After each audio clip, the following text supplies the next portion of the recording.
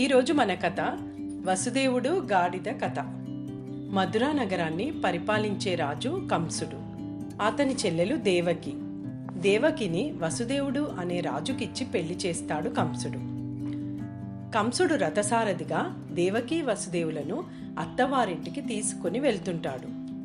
ఇంతలో ఆకాశవాణి, ఓ కంస, నీ చెల్లెలు 8వ సంతానం వలన నీకు మృత్యువు కలుగుతుంది అని చెప్తుంది. అది విని కోపంతో కంసుడు దేవకిని చంపడానికి సిద్ధమవుతాడు. అప్పుడు వసుదేవుడు అతని పాదాలపై పడి, బావా, నా భార్యను విడిచిపెట్టు, నాకు కలిగే బిడ్డలని పుట్టిన వెంటనే నీకు తెచ్చి ఇస్తాను, మమ్మల్ని విడిచిపెట్టు అని అభ్యర్థిస్తాడు. సరేనని కంసుడు వారిని తీసుకెళ్లి చెరసాలలో బంధిస్తాడు. వారికి పుట్టిన పిల్లలను వరుసగా వసుదేవుడు కంసునికి అప్పగిస్తాడు. ఆ పిల్లలను కంసుడు చంపేస్తాడు.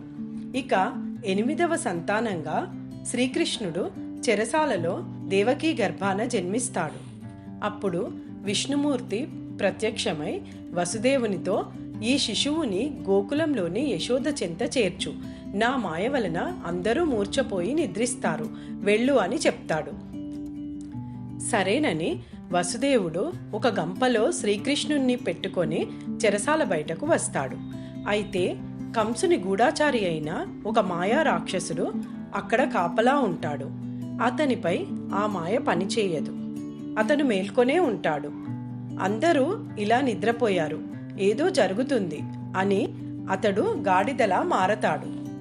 ఆ గాడిద ఓండ్ర పెడుతూ ఉండగా వసుదేవుడు ఆ గాడిదను చూస్తాడు. అది అలా అరిస్తే అందరూ లేచే ప్రమాదం ఉంది అని వెంటనే ఒక చేతిలో శిశువుని పట్టుకొని ఇంకో చేత్తో వంగి గాడిద కాళ్ళు పట్టుకొని, ఓ గార్ధపమా, అరవకు, నా పని నెరవేరేలా చెయ్యి అని బ్రతిమలాడతాడు. అంతటి వసుదేవుడే తన కాళ్ళు పట్టుకున్నాడని ఆ గాడిద నిశ్శబ్దంగా ఉంటుంది. వసుదేవుడు సురక్షితంగా ఆ శిశువుని యశోద చెంతకు చేరుస్తాడు. ఇందులో వసుదేవుడు గాడిద కాళ్ళు పట్టుకున్నంత మాత్రాన వసుదేవుని చరిత్ర ఏమాత్రం తగ్గలేదు.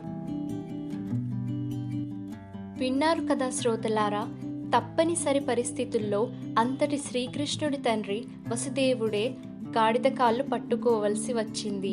అలా జరిగిన చరిత్రలో అతని గొప్పతనం ఏమీ తగ్గలేదు. మనము మన లైఫ్లో ఎప్పుడో అప్పుడు తప్పదని ఒకరి ముందు తగ్గి ఉండే ఉంటాం. అంత మాత్రాన మనం తక్కువ కాదు, వాళ్ళు ఎక్కువ కాదు. సో రిగ్రెట్స్ ఉండకుండా మనం కూడా వసుదేవుడంతటి వాళ్ళము అనుకుని ముందుకు సాగుతూ ఆనందమయ జీవితం గడుపుదాం. మళ్ళీ ఇంకో మంచి కథతో నెక్స్ట్ ఎపిసోడ్లో కలుద్దాం.